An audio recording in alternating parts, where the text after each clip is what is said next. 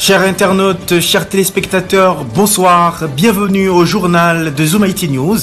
Vous pouvez nous suivre sur les réseaux sociaux sur Roku et Amazon TV Fire. Tapez simplement ZHN Live et CTN Live. Vous pouvez aussi écouter nos articles sur Alexa en français, anglais, espagnol et portugais. N'oubliez pas de visiter nos sites internet www.zoomitnews.com, www.caribbeantelevisonnetwork.com et zoominlivetv.com. L'essentiel de l'actualité: des bandits ont exécuté 3 personnes à la mi-journée du 9 février au centre-ville de Port-au-Prince, particulièrement à l'angle des rues des Casernes et du centre. Libération des 20 passagers kidnappés le 4 février à la Croix-des-Bouquets. Situation de tension à la Sonapi, les travailleurs réclament 1500 gourdes comme salaire minimum. Ils ont bloqué le passage sur la route de l'aéroport international Toussaint-Louverture. L'organisation Stop Accident indique avoir recensé 17 morts et 96 blessés dans 37 cas d'accident de la route dans les différentes régions du pays du 24 janvier au 6 février. Le gouvernement convoque une conférence internationale autour de la reconstruction de la presqu'île du Sud.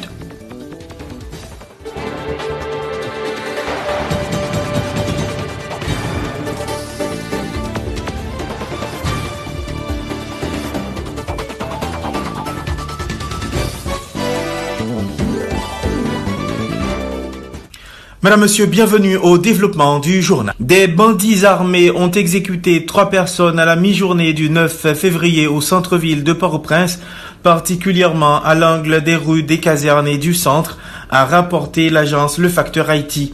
Il s'agit de Lionel Desrosiers, Casimir Philippe et Willy Jean-François qui exercent comme avocats au barreau de la Croix-des-Bouquets. Ce triple assassinat a été perpétré au moment où les victimes s'apprêtaient à regagner leur véhicule. Des images terrifiantes tournent en boucle sur les réseaux sociaux montrant les corps ensanglantés des défunts. L'un d'entre eux a été tué au volant du véhicule alors qu'une partie d'un autre gisait sur le sol, l'autre moitié de son corps dans la voiture dont les vitres étaient criblées de projectiles. On a pu remarquer des curieux qui se sont attroupés sur les lieux abasourdis par ce triple meurtre spectaculaire.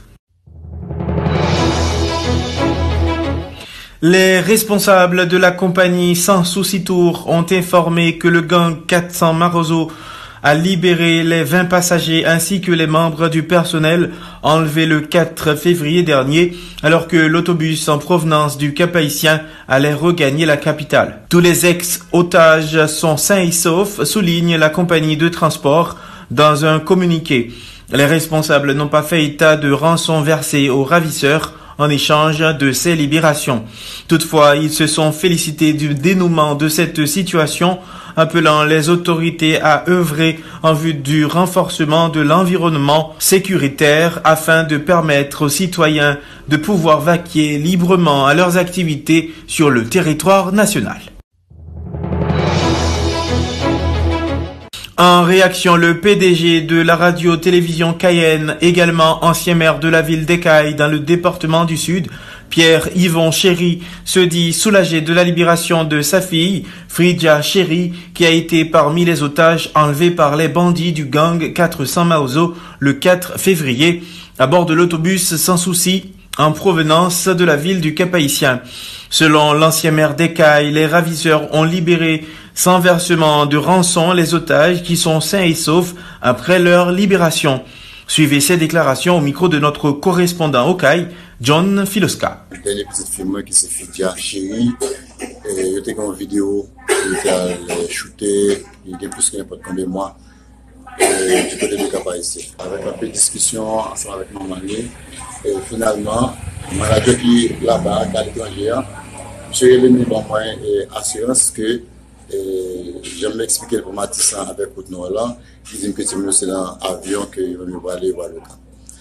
Et à mon grand étonnement, m'apprendre que bah, sans souci. Et si c'est pas de ça qui passe du même tour, on connaît que si c'est un bus qui même que moi je regarde un profil bas pour qui ça pour plusieurs raisons parce que je ne pas oublier que mettre l'homme dans une situation très difficile pendant qu'il était dans la main et ravisseur. Et deuxièmement, moi j'ai multiplié des contacts au niveau et ravisseur, ensuite avec Le responsable du 5, c'est M. Gentil, qui nous a toujours collaboré de temps en temps par mes formations, etc. Jusqu'à ce que nous arrivions à Libération. Et je crois que Libération et M. Damta sont délivrants, sont ouf de soulagement que lié, non seulement pour moi-même, comme Papa Fidia, mais pour tout le team Monioto. Le jeu de Libération hier soir, et aux environs de 8 heures, Fidia allait même, maman parle avec maman dans l'hôpital, parce que maman pas porter le bien. Je fais une casse avec lui, je fais une casse pour j'ai transporté et Ben Amuse. Et je suis actuellement là avec maman. Et tout de suite après, là, pour rentrer au CAI, de façon correcte avec le cabine de jeunes, l'autre membre de la famille. Heureusement, je vais amener une goutte nationale. Et deuxièmement, les mêmes tout le monde, ils disent que ils vont manger. Seulement, c'est stress que je gagne parce que je la meilleure vie.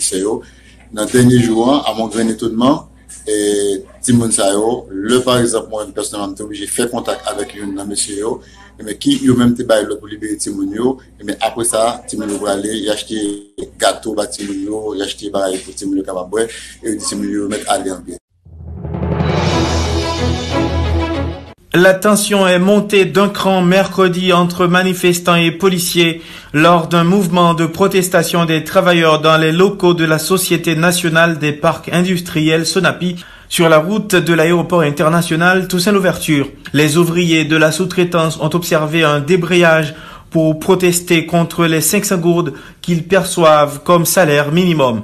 Cette somme devrait être triplée, ont revendiqué les protestataires, mettant en avant la cherté de la vie et l'inflation qui viennent compliquer davantage la situation économique du pays. Les ouvriers en colère ont lancé des pierres sur des policiers dépêchés sur les lieux en vue d'y rétablir l'ordre. Ces derniers ont répliqué en lançant des pierres et bonbonnes de gaz lacrymogène sur les manifestants. Suivez.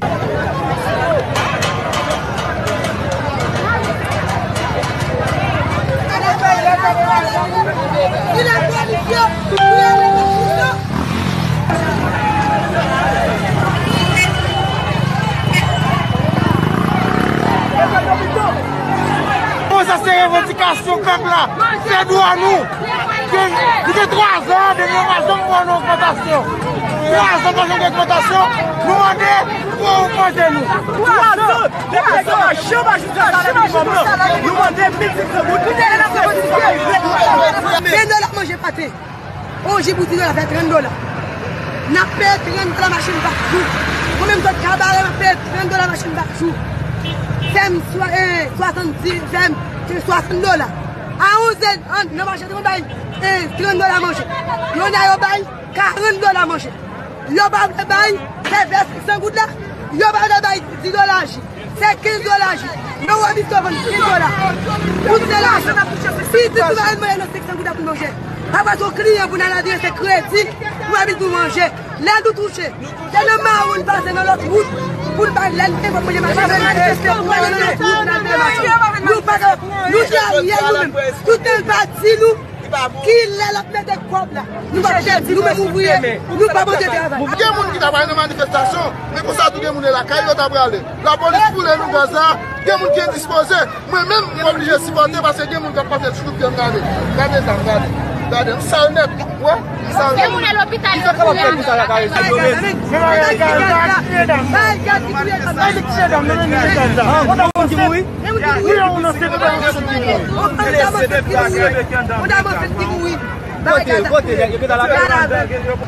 L'autre section pour nous bailler, qui ça qu'a fait avec les films taxi, qui viennent acheter manger, il était 100 gouttes seulement.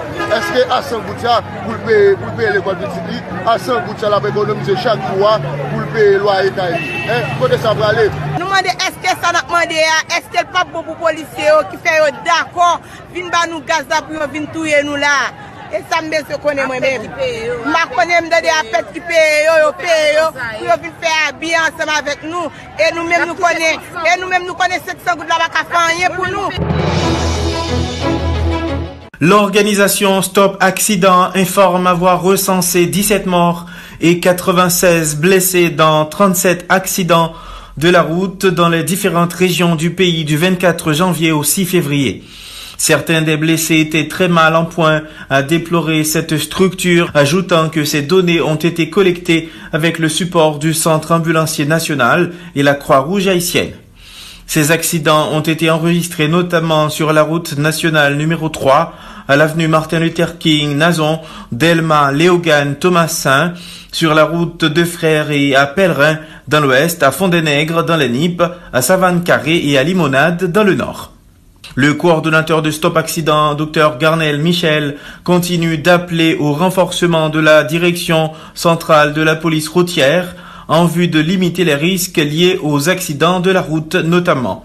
Il préconise l'inspection régulière des véhicules dont bon nombre sont en état de délabrement après plusieurs années de service.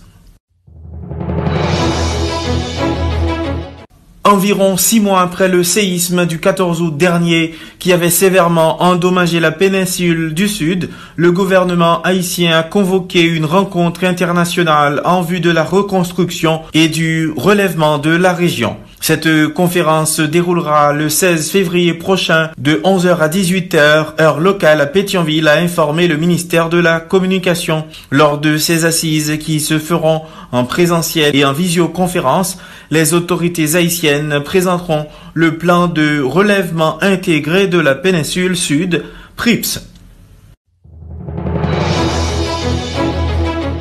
Les Cayens ont les pieds dans l'eau suite aux inondations provoquées par les dernières pluies qui se sont abattues sur le département du Sud et plusieurs autres endroits du pays.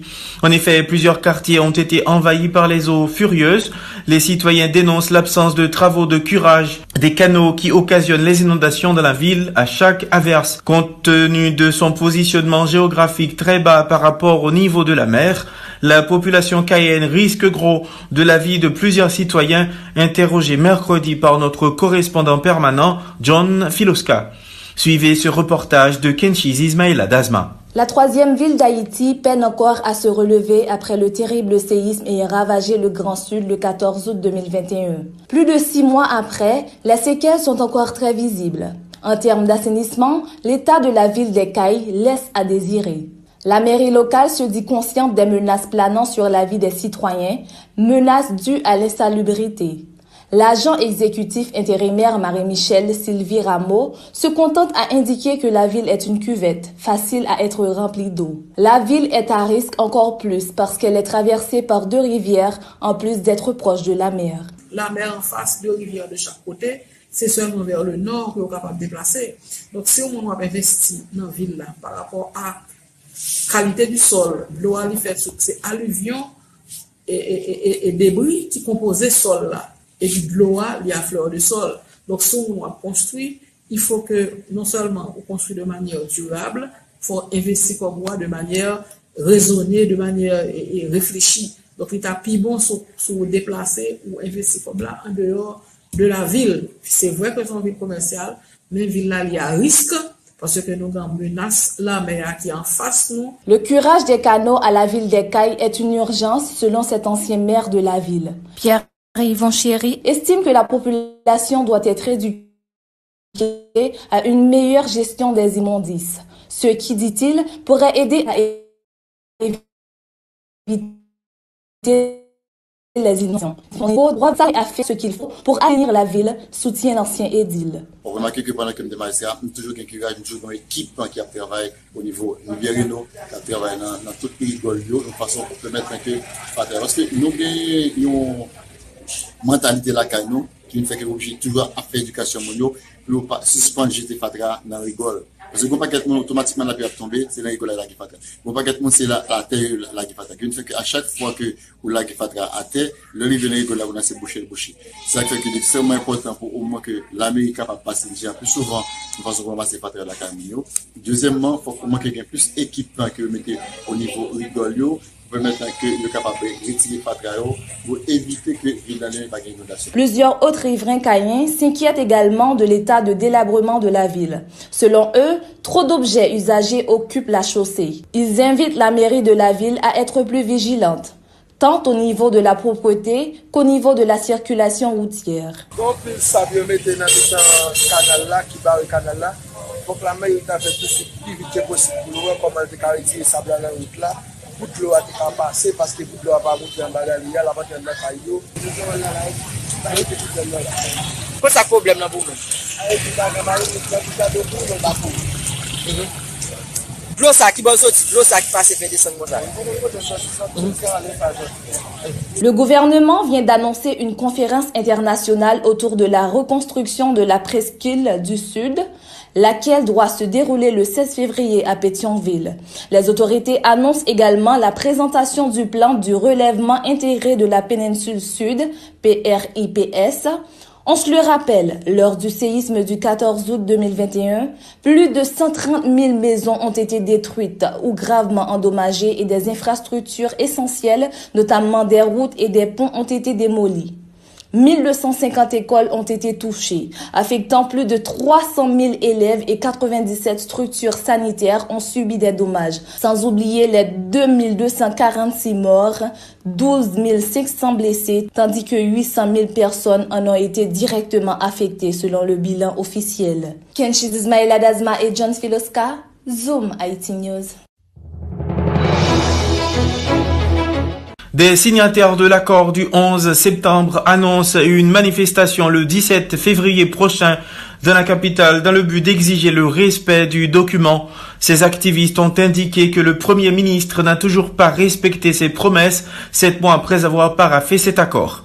Ils dénoncent aussi l'insécurité galopante qui rend très hypothétique la tenue d'élections au pays. Par ailleurs, ces militants se disent favorables à un remaniement au niveau du cabinet ministériel. Écoutons les précisions d'Abel Loreston recueillies par Oscarline Aristide. Nous avons une journée de réflexion et dans la journée de réflexion, ça, nous faisons des séances de propositions et nous te dit que voilà quelques propositions nous avons présentées par PM Ariel Henry. Parti organisation progression, c'est nous qui contrôlons les métros, c'est nous, pendant nous avons lancé 3 journées de manifestation, nous sommes arrivés et 7 février qui sont jours historiques, nous avons dit tout à fait silence, nous avons pris pour une journée de réflexion, et nous avons 7 février 2021, et nous avons arrêté Chita à la Canou, et pas de rien qui était fait dans l'area, qui pouvait effectivement, lorsque nous lancions un mouvement, une manifestation, nous présents pour nous réaliser. Nous demandons pour PM Ariel Henry pour établir un climat de sécurité entre le pays pour freiner vague insécurité.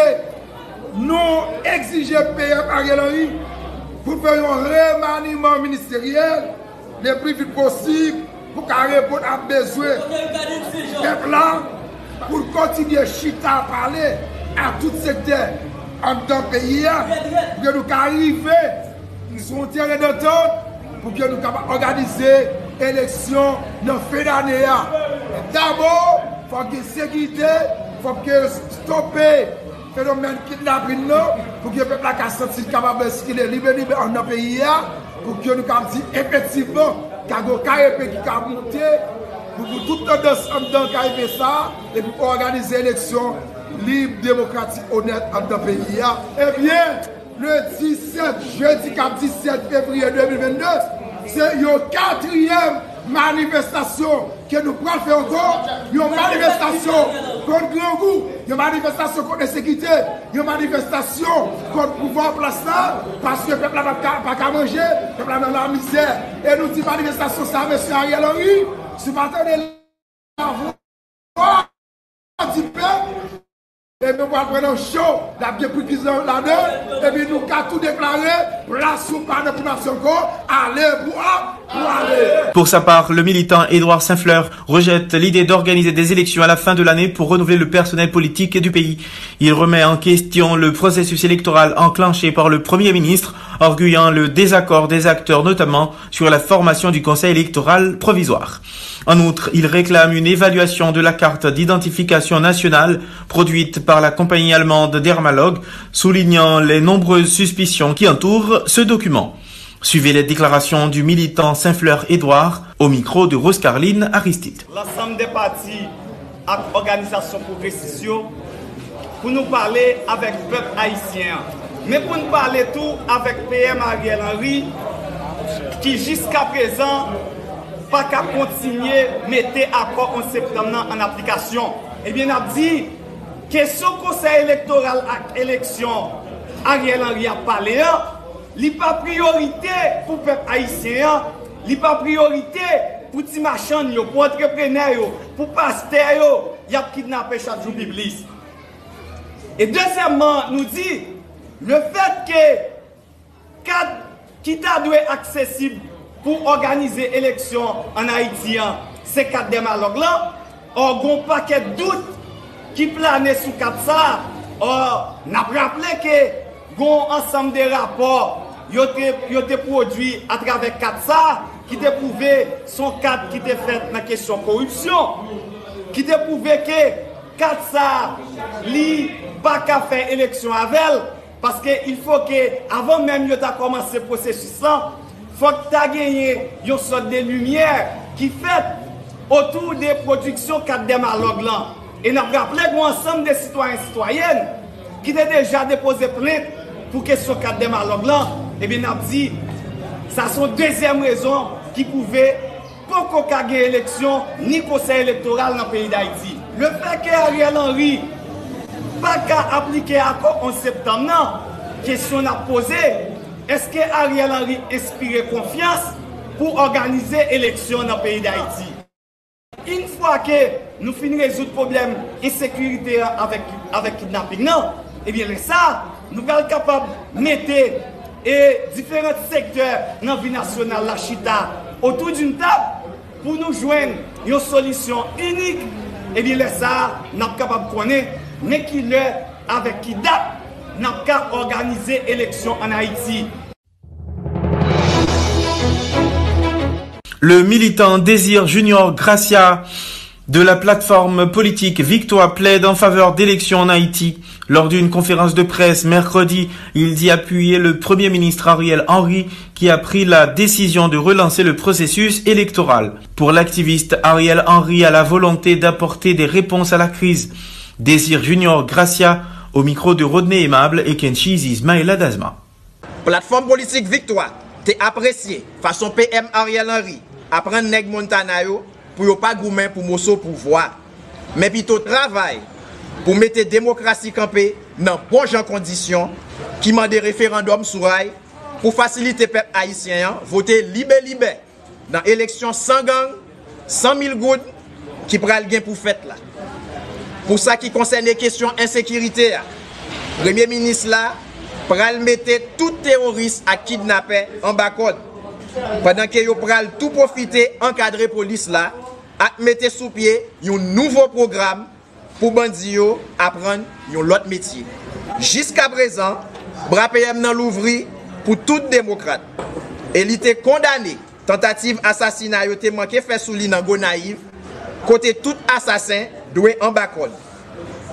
PM Ariel Henry rappelez tout le monde bou qui fait filo parce qu'il n'est pas égaré.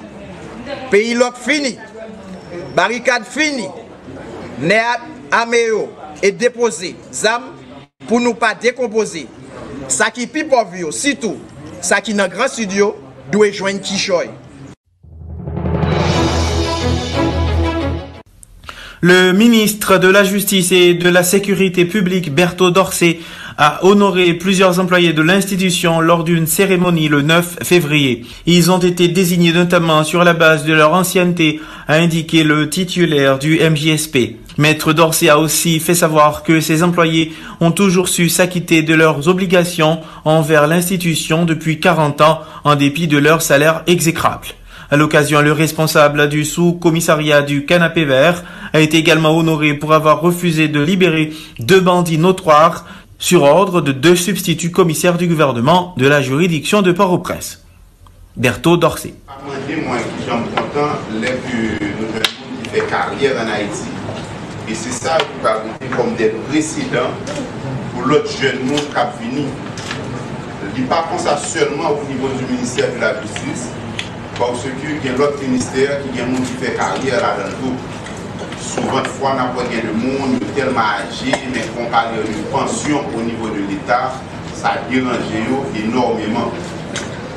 Dans la visite que je toujours fait pendant une heure, et une fois par fois, dans la visite, moi découvert que nous avons pile monde qui dit pour honorer, nous fait tout le temps ici. Et malgré les moyens que vous rentrez, vous formez un paquet de cadres qui au service de pays. C'est vrai qu'il y a qui ont volonté de chercher le bien-être qui voyager, mais ça nous vient ici, nous fait, nous encadrer et camper bon côté. Les moments touchés dans la période ça là, 15 000 codes, nous avons une salle traduite en dollars américains qui formait mademoiselle Ginette, qui formait monsieur Jean, soit qui est toute grade nous appeler dans la société, sauf kidnappeur, bien que ces petites mamans à papa et eux-mêmes, nous comprenons qui ça veut dire. Les nous avons cité un nom pour madame Girard Marie-André Naville, qui gagnait 40 ans de service dans le ministère de la Justice. C'est bon blague, il est très reconnaissant envers nous pour nous battre.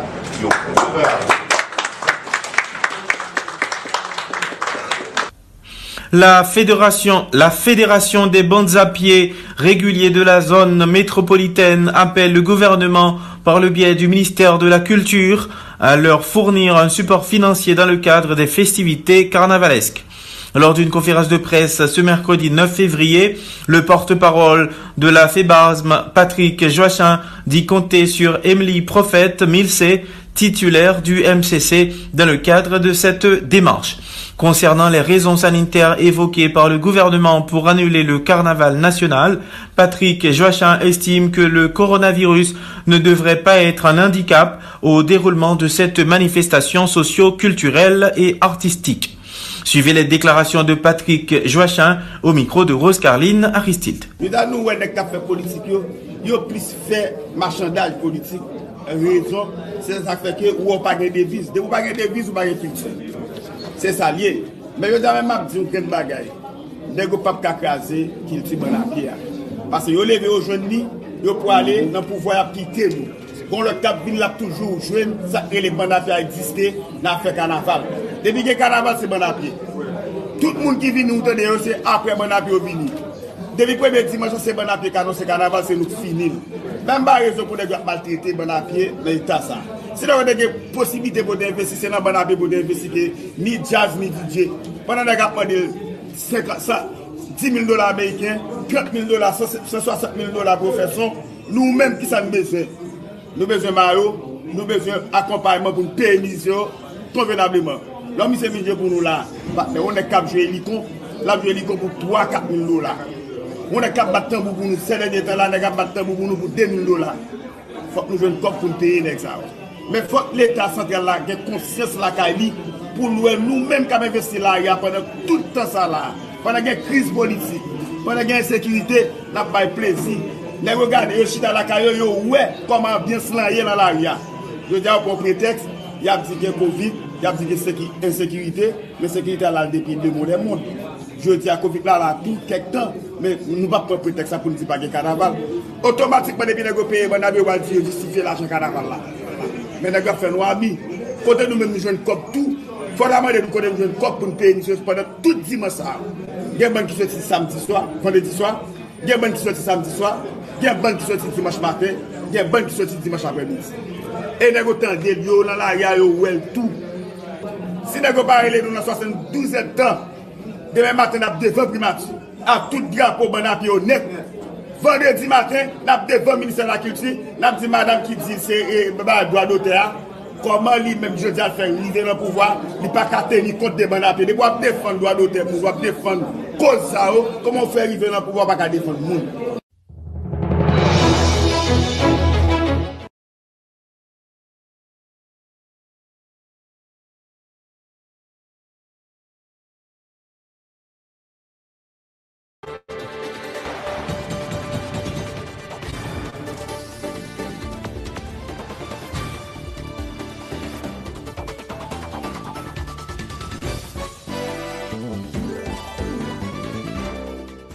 Mesdames, Messieurs, bienvenue dans la deuxième partie du journal.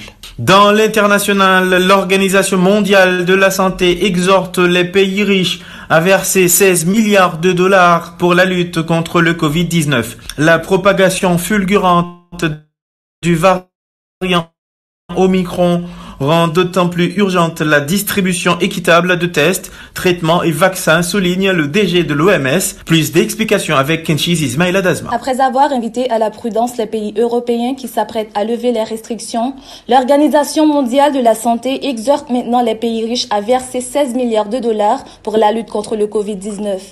La science nous a donné les outils pour lutter contre la pandémie. S'ils sont partagés mondialement de manière solidaire, nous pouvons mettre fin au Covid-19 en tant qu'urgence sanitaire mondiale cette année, a déclaré le directeur général de l'OMS, Tedros Adhanom Ghebreyesus. Si les pays à revenus élevés paient leur juste part du financement du dispositif ACT-A, ce programme peut aider les pays à faible et moyen revenus à surmonter la faiblesse des taux de vaccination contre le Covid-19, la faiblesse des tests et la pénurie de médicaments, a-t-il souligné dans un communiqué relayé par Euronews. La propagation fulgurante du variant Omicron rend d'autant plus urgente la distribution équitable de tests, traitements et vaccins, a insisté le responsable. Cyril Ramaphosa, le président sud-africain, rejoint la position de l'OMS. Il appelle les autres dirigeants à accroître la solidarité, assumer leur part et aider à sauver les vies face au virus. L'accélérateur ACT-A, l'acronyme anglais d'accès aux outils contre le Covid, a été mis en place par de grandes agences sanitaires internationales de concert avec la Banque mondiale ou la Fondation Bill et Melinda Gates. Dirigé par l'OMS, il doit rendre rapide l'accès aux outils de lutte contre le Covid-19 dans les pays défavorisés. Un de ces volets est le système COVAX, qui entend garantir un accès équitable du monde entier au vaccin. Sur 23,4 milliards de dollars nécessaires pour la période octobre 2021-septembre 2022, seuls 800 millions de dollars ont été collectés jusqu'à présent. D'où la réclamation de 16 milliards de dollars aux pays riches en vue de combler le déficit de financement immédiat. 6 pays, le Canada, l'Allemagne, le Koweït, la Norvège, l'Arabie Saoudite et la Suède, ont atteint ou dépassé un niveau de financement équitable. Kenchiz Ismaïla Dazma, Port-au-Prince, Zoom, Haïti News.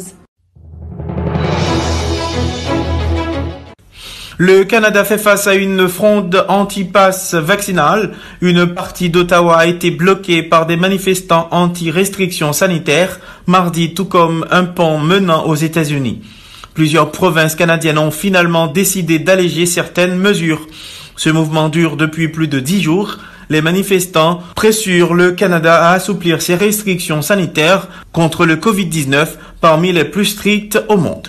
Le Canada a enregistré 34 969 décès à date depuis l'apparition de l'épidémie du coronavirus sur un total de plus de 3 millions de cas positifs. En France, procès des attentats du 13 novembre 2015. Le seul rescapé, Salah Abdeslam, a clamé son innocence, disant n'avoir tué ni blessé personne. L'attaque terroriste perpétrée au Bataclan, aux abords du Stade de France, a fait 130 morts. Plus d'explications avec Mario Lenix au Glacerisier. Le procès des attentats du 13 novembre 2015 ayant fait 1130 morts au Bataclan en France se poursuit. L'unique rescapé du commando terroriste ayant perpétré l'attaque a clamé son innocence, disant n'avoir tué ni blessé personne. Salah Abdeslam a cependant réaffirmé son soutien à l'État islamique tout en faisant le parallèle avec les crimes commis par Bachar al-Assad en Syrie, relate Euronews. Les enquêteurs voulaient avoir des détails sur le profil de ce djihadiste de Molenbeek dans la banlieue de Bruxelles, un ex-petit délinquant davantage intéressé par les soirées entre amis que par la religion qui semble s'être tourné sur le tard vers le djihad. Les familles des victimes ne s'attendaient pas vraiment à ce que Salah Abdeslam révèle son rôle exact lors des attentats. Dès qu'on aborde le vrai sujet, c'est-à-dire quelle est la mission, pourquoi et comment ont-ils été envoyés, eh bien on voit à ce moment-là, en fait, qu'on se retranche non pas vraiment derrière son doigt au silence, mais en tout cas on répond de manière très évasive et on n'apporte pas les vraies réponses, indique Philippe Dupont, le président de l'association 13-11-15. Le 13 novembre, Salah Abdeslam aurait déposé 3 des terroristes au Stade de France. Ils se sont fait exploser, mais lui a renoncé. La justice cherche à déterminer les raisons. Abdeslam n'a donné aucune explication jusque-là. L'hypothèse d'une défaillance de sa ceinture explosive semble privilégiée. Le verdict dans ce procès est attendu d'ici fin mai. Marie-Lunique Sogla-Cerisier, Zoom Haïti News. La Cour internationale de justice ordonne à l'Ouganda de verser 325 millions de dollars à la République démocratique du Congo pour avoir envahi l'est du territoire congolais lors de la guerre de 1998-2003. Suivez ce papier de Pierre-Philor Saint-Fleur. L'invasion du territoire d'un État par un autre a des conséquences. C'est ce que vient de confirmer la Cour internationale de justice.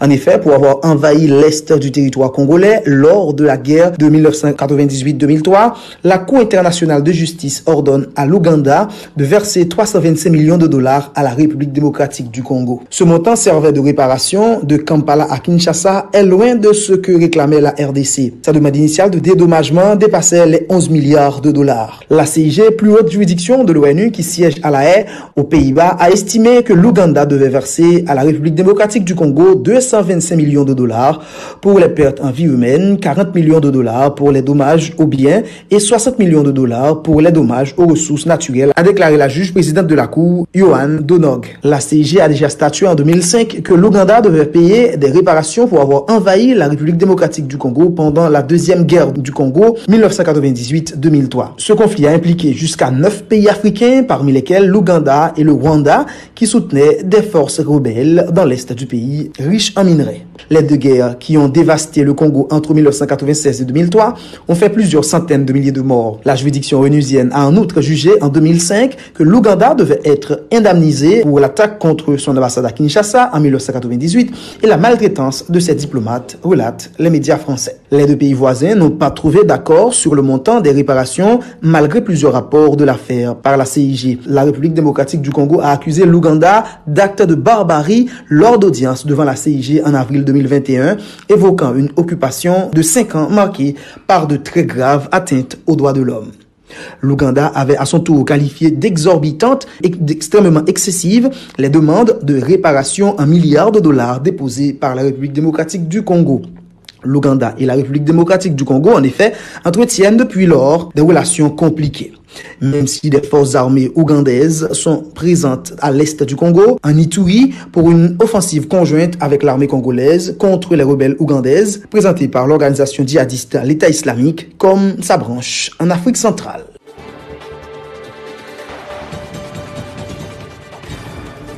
Parlons sport à présent avec Darbouz Figaro.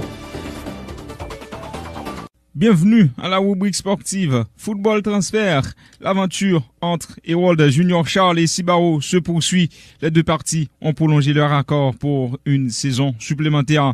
L'ancien mondialiste U17 en 2007 avait débarqué en 2015 en République voisine en provenance du Tempête de Saint-Marc. Charles Harold Junior, 31 ans, a remporté plusieurs trophées majeurs dont le championnat dominicain et le championnat des clubs caribéens avec Sibaro FC dont il est le meilleur buteur historique. Coéquipier de Charles Harold Junior en sélection nationale, Cristiano François quitte Miami FC pour El Paso Locomotive FC, un autre club américain évoluant dans l'USL. L'ailier de 28 ans, natif de Cabaret, s'est illustré par 11 buts et 6 passes d'ess la dernière saison avec Miami FC. Comme la Ligue dominicaine, l'USL reprendra en mars.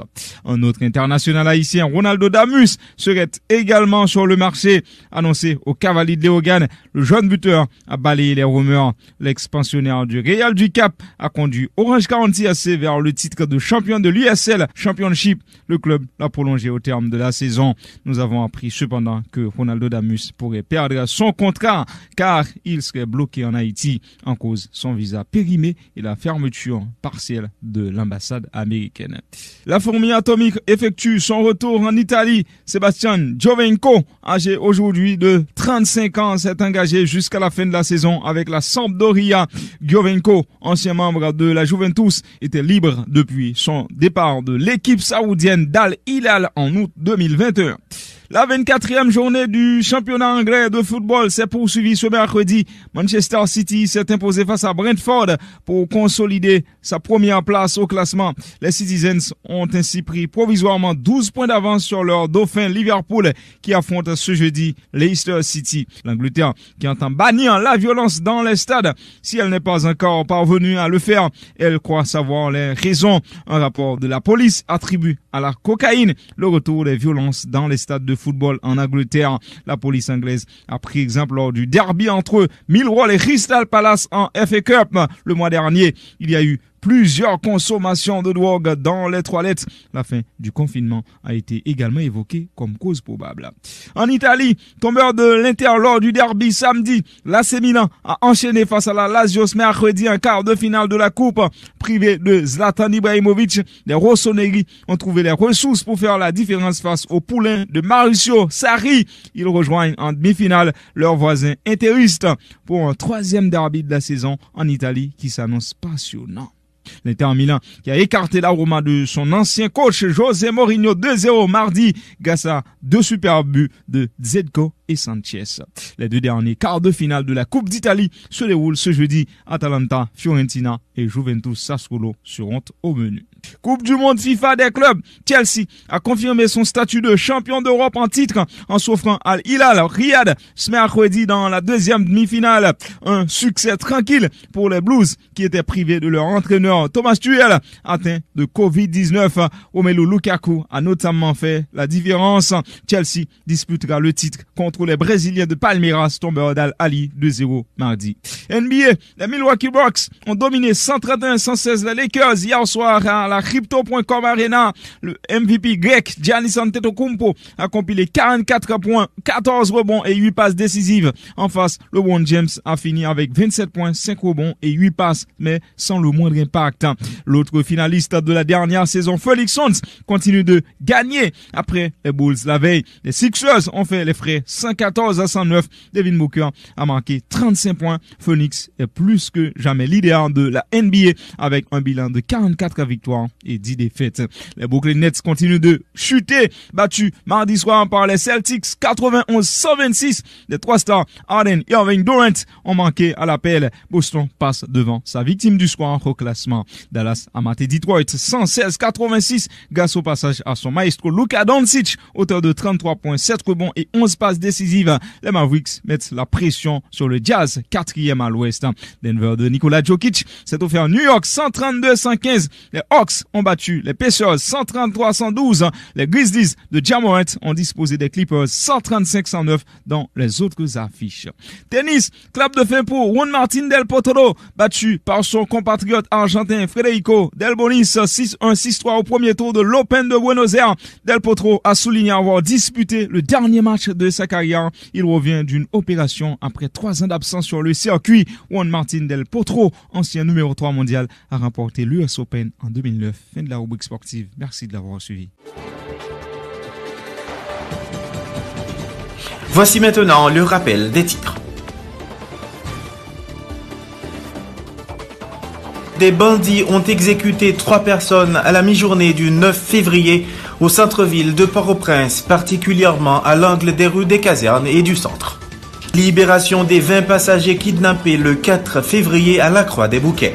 Situation de tension à la Sonapi, les travailleurs réclament 1500 gourdes comme salaire minimum. Ils ont bloqué le passage sur la route de l'aéroport international Toussaint-Louverture. L'organisation Stop Accident indique avoir recensé 17 morts et 96 blessés dans 37 cas d'accident de la route dans les différentes régions du pays du 24 janvier au 6 février. Le gouvernement convoque une conférence internationale autour de la reconstruction de la presqu'île du Sud. La fin du journal, merci de l'avoir suivi. Continuez à suivre Zoom IT News sur les réseaux sociaux. Tapez ZHN Live et CTN Live pour nous suivre sur Roku et Amazon TV Fire. N'oubliez pas d'écouter nos articles sur Alexa en français, anglais, espagnol et portugais. Visitez nos sites internet www.zoomitnews.com, www.caribbeantelevisionnetwork.com et zoominlivetv.com. Au revoir.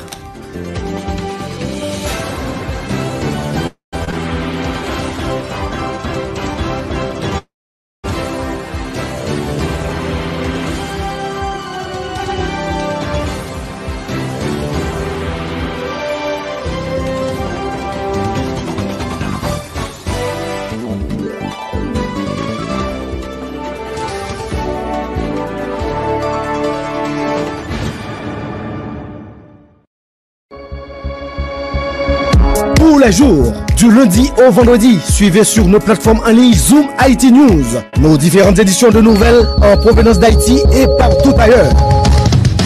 Pas besoin d'attendre des heures pour être informé. Zoom Haïti est là et vous présente l'information en temps réel. À votre disposition, des professionnels. Rejoignez-nous sur Facebook, YouTube, Twitter, Instagram. Informez-vous sur notre site internet www.zoomhaitinews.com. Les infos sont disponibles en 104 langues. Partout où il y a des Haïtiens, nous sommes là. Zoom Haïti News. L'humain avant tout.